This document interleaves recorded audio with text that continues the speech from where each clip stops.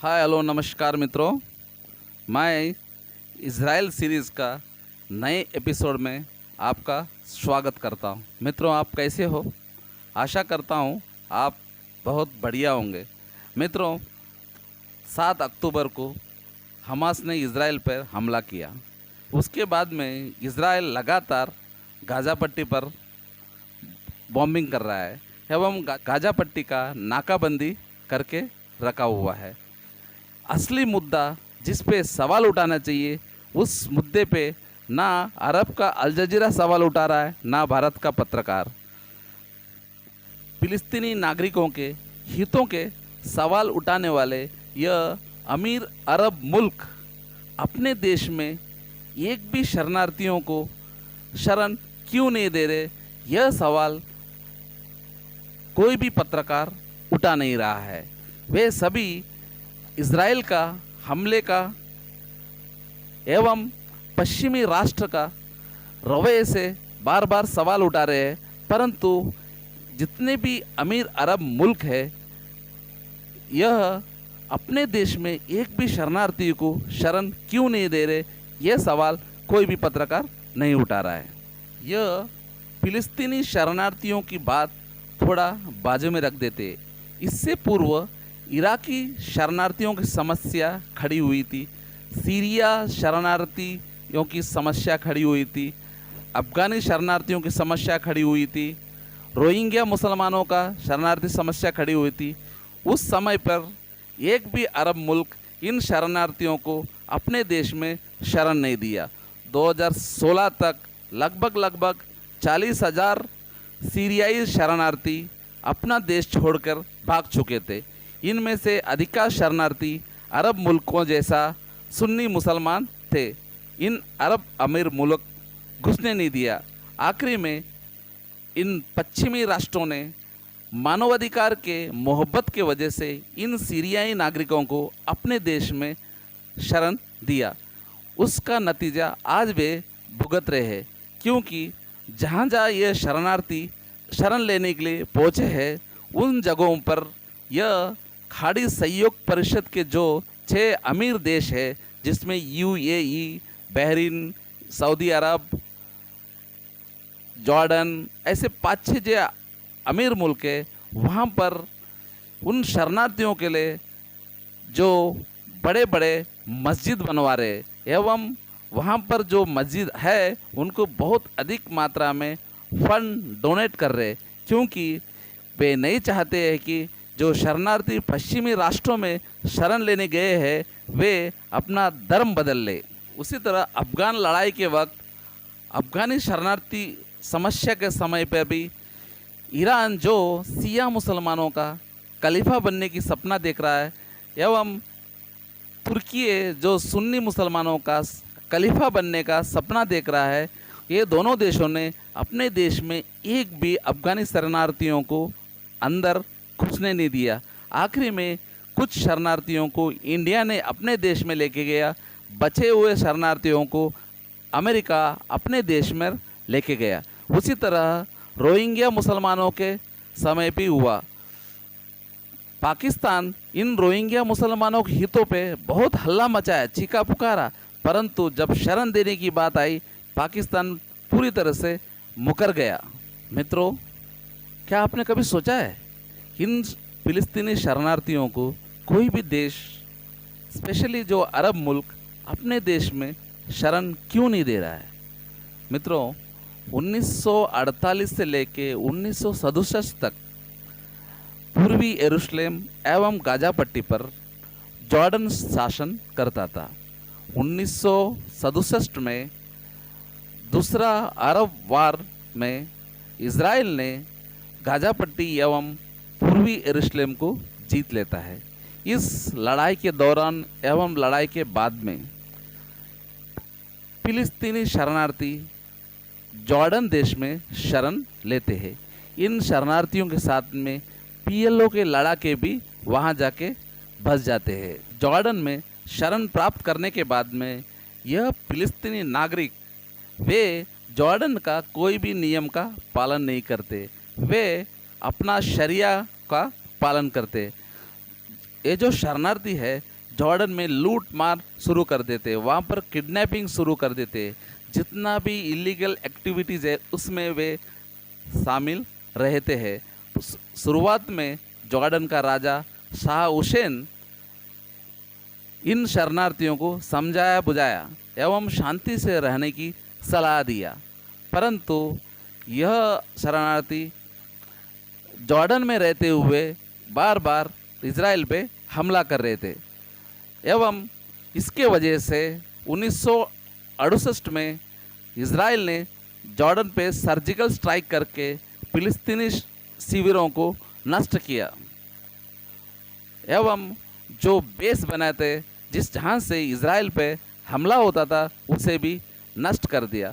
जब यह पीएलओ लड़ाके देखे हैं कि इज़राइल पे हमला नहीं कर सकते, तब वे सीरिया की मदद से जॉर्डन के अंदर ही एक अलग देश बनाने की मांग करने लगे और जॉर्डन में बहुत बड़ा भूप्रदेश को भी कब्जा कर लिए थे। उस टाइम में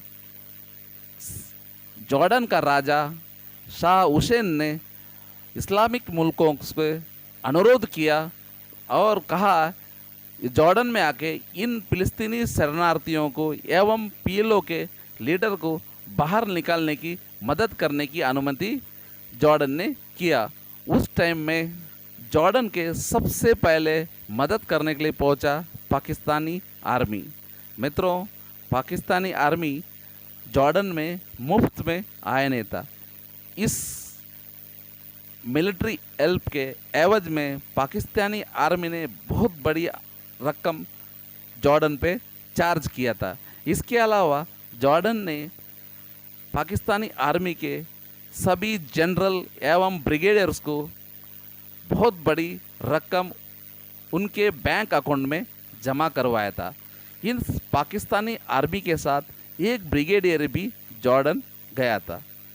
वो ब्रिगेडियर आगे चल के पाकिस्तानी आर्मी का जनरल बना और उसके बाद में पाकिस्तान का राष्ट्रपति भी बना। वह व्यक्ति था जिया-उल हक। मित्रों, पाकिस्तानी आर्मी जिया-उल हक के नेतृत्व में जॉर्डन में लगभग 25,000 फिलिस्तीनी नागरिकों को मार दिया।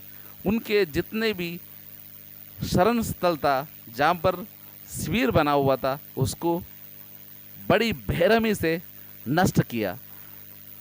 आखिरी में जॉर्डन ब्रिटेन द्वारा दिया गया हथियारों की मदद से जॉर्डन का आर्मी ने राजधानी अम्मान में जो फिलिस्तीनी शरणार्थी कैंप था उसको भी नष्ट कर दिया। 1970 आते आते पाकिस्तानी आर्मी जॉर्डन आर्मी दोनों मिलकर वहाँ से जितने भी पीएलओ लीडर थे उनको जॉर्डन से भगा दिया।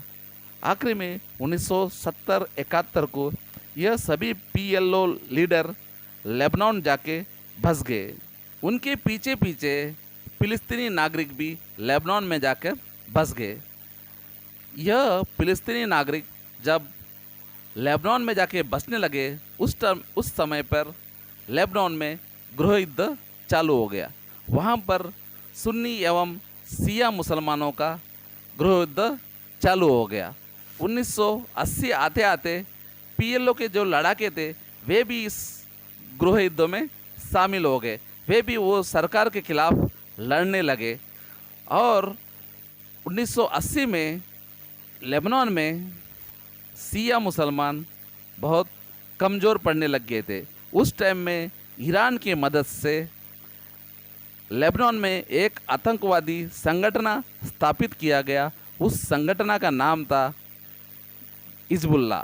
मित्रों, दुनिया को यही लगता है हिजबुल्लाह का स्थापना इज़राइल से लड़ने के लिए हुआ, परंतु हिजबुल्लाह का स्थापना का मेन मकसद था पीएलओ को लेबनान से भगाना। 1980 से 90 आते आते लेबनान में गृह युद्ध ख़त्म हो गया। वहाँ से जितने भी पीएलओ के लीडर्स थे उनको हिजबुल्लाह ने भगा दिया। उस टाइम में पीएलओ के मदद के लिए सामने आया सीरिया, क्योंकि सीरिया में बहुसंख्यक जो जनता थी वो सुन्नी मुसलमान थी एवं शासक सिया मुसलमान था। 1990 में ज़्यादा से ज़्यादा पीएलओ लीडर एवं फिलिस्तीनी नागरिक सीरिया में जाकर बसने लगे। 2011 में सीरिया के दक्षिणी शहर करहा में एक दीवार पर 4 बच्चों ने लिख दिया, अब तुम्हारी बारी है डॉक्टर साहब। कौन जानता था 1990 से 2011 तक जो मुल्क सीरिया बिल्कुल शांत एवं प्रगति कर रहा था, वह मुल्क 2011 से 2022-23 आते आते गृह युद्ध की कलह में फंस जाएगा। यह देखते हुए वहाँ का राष्ट्रपति अल बशर उसने पीएलओ के जितना भी लीडर थे उनको सीरिया से भगा दिया, साथों साथ फिलिस्तीन के जो नागरिक थे उनको भी सीरिया से भगा दिया। मित्रों, जब से इज़राइल एवं हमास का जंग 7 अक्टूबर 2023 से चालू हो गया एवं उस समय से इज़राइल गाज़ा पट्टी पे लगातार बॉम्बिंग कर रहा है एवं गाज़ा पट्टी को उसने नाकाबंदी करके रखा हुआ है। इस टाइम पर वहाँ के फिलिस्तीन के जो नागरिक है वे मिस्र में घुसने की प्रयास कर रहे हैं और मिस्र ने फिलिस्तीनी नागरिक जिस चेक पोस्ट से मिस्र के अंदर जा सकते थे उस चेक पोस्ट, जिसे राफा चेक पोस्ट कहते हैं, उसे पूरी तरह से बंद करके रखा हुआ है। वैसे भी मिस्र इन फिलिस्तीनी नागरिकों को अपने देश में आने देना नहीं चाहता। 3 नवंबर 2023 को जब इज़राइल ने मिस्र से कहा आप अपने देश में जो मरुस्थल है, जहाँ पर रेगिस्तान है, वहाँ पर इन फिलिस्तीनियों को शरण स्थल बनाने की जगह देने की अनुमति प्रदान करें, तब इस मिस्र के राष्ट्रपति ने कह दिया हम अपने देश के 1 बिलियन नागरिकों के लिए मर सकते, पर इन फिलिस्तीनी अतिक्रमणदारियों के लिए 1 फीट भी ज़मीन हम नहीं दे सकते। मित्रों, इस तरह सभी अरब मुल्क इन फिलिस्तीनी नागरिकों को उनके हितों की बात तो करते हैं, परंतु कोई भी देश इनको अपना देश में शरण नहीं देता है। मित्रों, आज जब से इज़राइल गाज़ा पट्टी पर गोला बारूद बरसा रहा है, उस टाइम में वहाँ का जो मस्जिद धार्मिक स्थल टूट गया है उसे ये अरब मुल्क अपने मीडिया में दिखा रहे हैं। क्या कभी पाकिस्तान ने अफ़गानिस्तान में जो मस्जिदों को बॉम्ब से उड़ाया था उन तस्वीरों का भी अपने मीडिया में दिखाया है? मित्रों, 1970 में पाकिस्तान अपने देश के नागरिकों के लगभग 30 लाख बंगालियों को मार दिया था एवं जीन सुधारने के नाम पे लगभग 30 से 35 लाख बंगाली महिलाओं का बलात्कार किया था। इस ऐसे खबरों का ना आज तक यह अरब मुल्क निंदा करते हैं, ना ही कभी उनके मीडिया में इस चीज़ का तस्वीर आता है। मित्रों, सीरिया, लेबनान, पाकिस्तान ऐसे मुल्कों ने इतने मुसलमानों को मारा है। इस तरह हम देखते हैं दुनिया के लगभग सभी अरब मुल्क या कोई भी देश इन फिलिस्तीनी नागरिकों को अपने देश में शरण नहीं देते। यह एक दुख भरी दास्तां है। वंदे मातरम।